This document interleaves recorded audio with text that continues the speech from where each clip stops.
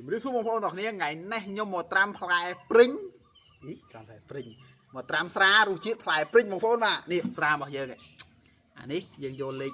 70អានេះ1លីត្រ10000អានេះព្រីងរបស់យើងអានេះព្រីងដោះកបីជាមួយខ្ញុំភ្លក់ឲ្យមើល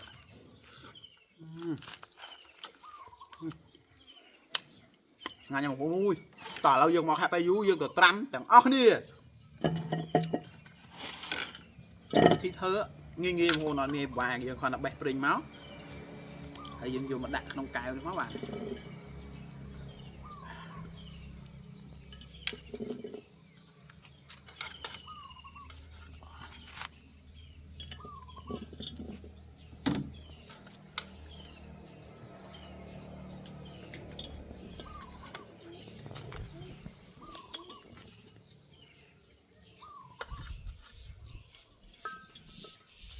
ពេញហើយអានេះកែវចំណោះវា10គីឡូអានឹងលេខគេដាក់តែបើយើងចេះស្ដែងមិនដឹងបានប៉ុន្មានទេ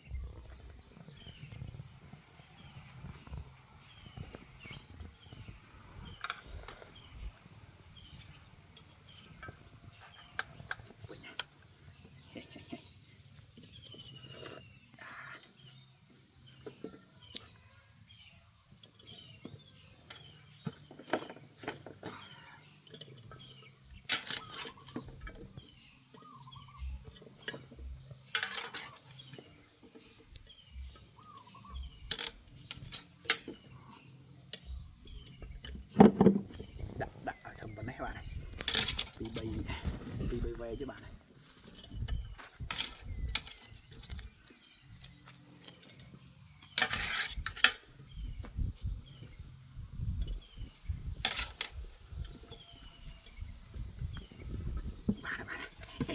tả lâu dương chập đám chặt xa trâu to nhiều hồn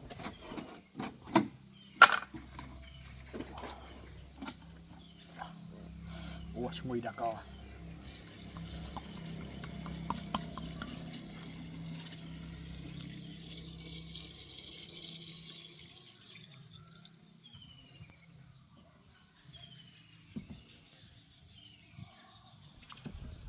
bình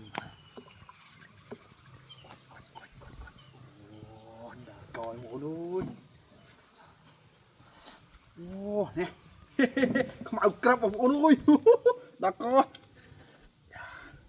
anh đi dừng tram vì chảy máu chăm mà tịt cõi chăm dướng ui hôn mà ok bye bye